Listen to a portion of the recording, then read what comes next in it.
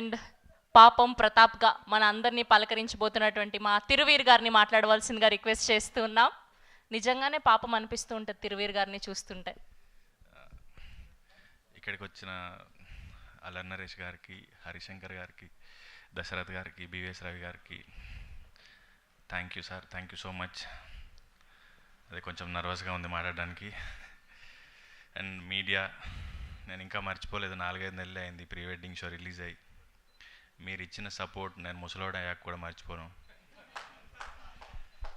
And ఏదో మాట్లాడదాం అనుకున్నాను, ఏం మాట్లాడలేకపోతున్నాను. మీరు గుర్తు చేశారు కాబట్టి అజయ్ ఘోష్ గారి గురించి చెప్పాలి. ఈ సినిమా చేస్తున్నప్పుడు ఆగండి సార్, అది సినిమా గురించి. మా ఇద్దరి అంటే అందరూ ఏదో హీరో హీరోయిన్ ఇదంతా అనుకుంటున్నారు, కానీ ఒక తండ్రి కొడుకుల బంధం గురించి ఈ సినిమాలో తను రాశాడు నరేష్. మా నాన్న లేడు కానీ చాలాసార్లు మా నాన్న నుండి ఇలాగే ఉండేవాడు అనిపించింది నాకు. సో సినిమా గురించి వస్తే,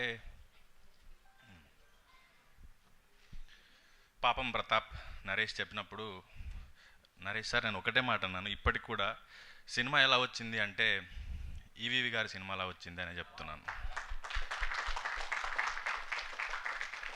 నాకు అదొకటే మాట వస్తుంది. అది స్క్రిప్ట్ చదివాను, రిహార్స్ చేశాను, షూట్ చేశాను, డబ్బింగ్ చెప్పాను, బట్ స్టిల్ నాకు అదొకటే మాట వస్తుంది.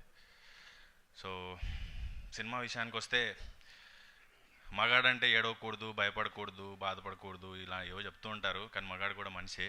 దాని గురించి బాగా చెప్పారు సినిమాలో. అండ్ లాస్ట్ 20 సెకండ్స్ ఒక బిట్ వస్తుంది, అది చూసినప్పుడల్లా అసలు నరేష్ ఎలా ఊహించాడు ఇది అనిపిస్తుంది. అంత మంచి క్లైమాక్స్ ఇచ్చాడు సినిమాకి. అండ్ పాపం ప్రతాప్ అంటున్నారు కదా, ఏప్రిల్ 17వ తారీఖు మా బుజ్జమ్మతో మీ దగ్గరలోని థియేటర్స్కి వస్తాను. పాపం ప్రతాప్ వీర ప్రతాప్ అయ్యాడని మీతోనే అనిపించుకుంటాను. Thank you. Thank you Thiruveer గారు, thank you so much. And ఇప్పుడు మా కల్ట్ కెప్టెన్ హరీష్ శంకర్ గారిని మాట్లాడవలసిందిగా రిక్వెస్ట్ చేస్తున్నాం.